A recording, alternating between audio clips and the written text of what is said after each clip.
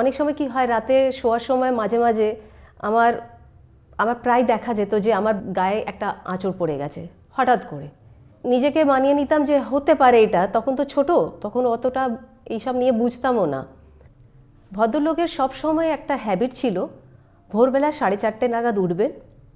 উনি গলায় গার্গিল করতেন, কারণ ওনার সবসময় সর্দি কাশি এসব থাকতো। ভদ্রলোকের মৃতদেহ পাওয়া গেছে হুগলি রিভার থেকে।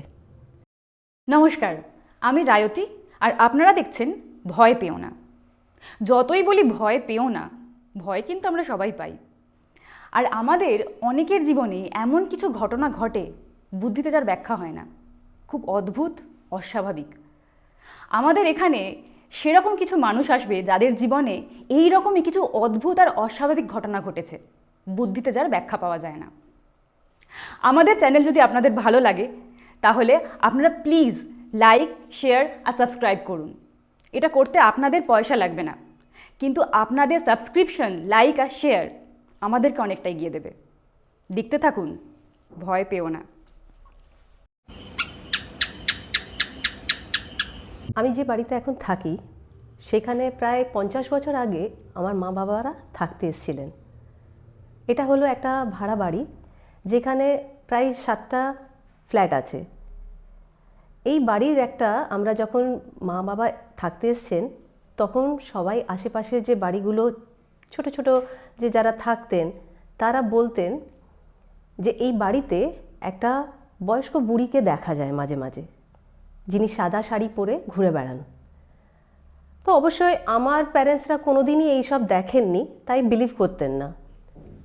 কিন্তু একটা মজার ঘটনা হচ্ছে যে ওই আশেপাশে বাড়ির যারা থাকতো তারা কোনো দিনই আমাদের বাড়ির উপর দিয়ে যেতেন না।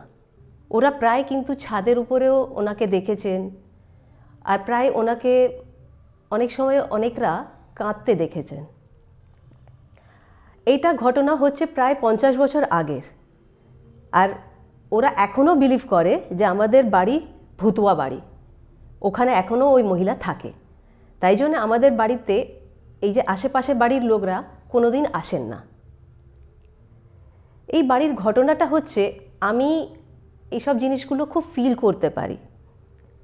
তো অনেক সময় কি হয়, রাতে শোয়ার সময় মাঝে মাঝে আমার প্রায় দেখা যেত যে আমার গায়ে একটা আঁচড় পড়ে গেছে হঠাৎ করে। তো সেটা আমি বুঝতে পারতাম না, মানে আমি ছোটোবেলায়ও অনেক সময় হতো। তো আমি যখন আমার মাকে এরকম বলতাম যে মা এরকম হয়েছে, তো মা বলতেন যে ওটা কিছুই না, ওটা তুই নিজেই খুঁটে দিয়েছিস সেই জন্যে। তো নিজেকে মানিয়ে নিতাম যে হতে পারে এটা, তখন তো ছোট, তখন অতটা এইসব নিয়ে বুঝতামও না। তো এটা নিয়ে আমার খুব কিউরিওসিটিও ছিল যে এটা কেন হয়। আমি যে ঘুমে আঁচড়াচ্ছি, অনেক সময় এটা ফিলও করেছি যে কেউ আঁচড়ে চলে গেছে, আমি কিন্তু সেটা মানে পুরো ঘুমাইনি সেই অবস্থায়। 4-5 বছর আগের কথা বলি। আমার বাড়ির পাশেই যে ফ্ল্যাটে একজন ভদ্রমহিলা আর ভদ্রলোক থাকতেন। ওনার 3টে মেয়ে, ওদের বিয়ে হয়ে গেছে, এখন ওরা দুজনই থাকেন। ভদ্রলোকের সবসময় একটা হ্যাবিট ছিল, ভোরবেলা 4:30 নাগাদ উঠবেন। উনি গলায় গার্গিল করতেন, কারণ ওনার সবসময় সর্দি কাশি এসব থাকতো। উনি গার্গিল করবেন, তো গার্গিলে এত জোরে আওয়াজ হতো যে আমাদের ফ্ল্যাট অবধি শোনা যেত। তো ওটা ওনার রোজকার নিয়ম যে উনি সকালে উঠে আবার ওটা 4:30 নাগাদ উঠবেন আর ওটা গার্গিল করবেন। গার্গিল করে উনি ওয়াক করতে যাবেন, এটা ওনার রোজকারের নিয়ম। ওয়াক করে এসে উনি কফি খাবেন।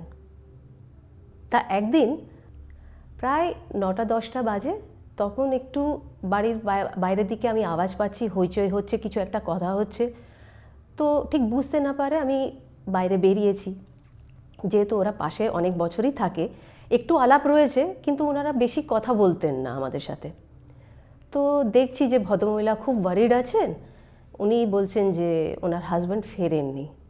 তো এখন আমাদেরও চিন্তা লাগে যে এটা কি হলো, ওনার তো রোজকার নিয়ম, উনি তো ওয়াকে যান, তারপরে এসে উনি কফি খান। আর ওনার একটা হ্যাবিট ছিল যে উনি তালা মেরে যাবেন সব সময়, আর উনি এসেই তালা খুলে কফি বানাবেন, নিজেও খাবেন আর নিজের বউকেও খাওয়াবেন। তো ওনার বউ বলছে যে আজকে বেরিয়েছেন, আজকে উনি কিন্তু তালা মেরে যাননি। তো এখন খোঁজ হয়েছে, আমাদের বাইরে যেটা গলির মধ্যে একটা বাড়ি রয়েছে, ওদের সিসিটিভি লাগানো রয়েছে বাইরের দিকে। তো ওনাদের ফুটেজে দেখা যাচ্ছে যে বাইরে ওই দিক দিয়ে বেরোয়নি। প্রায় দুপুর হয়ে গেছে, ওনার চিন্তা হচ্ছে, তো একটা থানাতে ডায়েরি করা হয়েছে। তো ডায়েরি করার পরের দিন মানে পুলিশরা তো ওদের মতনই খোঁজ করে, তো পরের দিন জানা গেছে ভদ্রলোকের মৃতদেহ পাওয়া গেছে হুগলি রিভার থেকে। এখন বিষয়টা হলো কি করে হলো, কেন হলো, সেটা সবারই প্রশ্ন। কিন্তু এটা অনেকের নিজেদের একটা হতে পারে, ওদের একটা কোনো প্রবলেম চলছে বলে। ভদ্রলোক অনেক ডিপ্রেশনে ছিলেন, এটাও বোঝা গেছে। কিছুদিন আগে উনি ডাক্তার দেখিয়েছেন, সেটাও বোঝা গেছে যে ডিপ্রেশনের মধ্যে উনি সুসাইড করেছেন।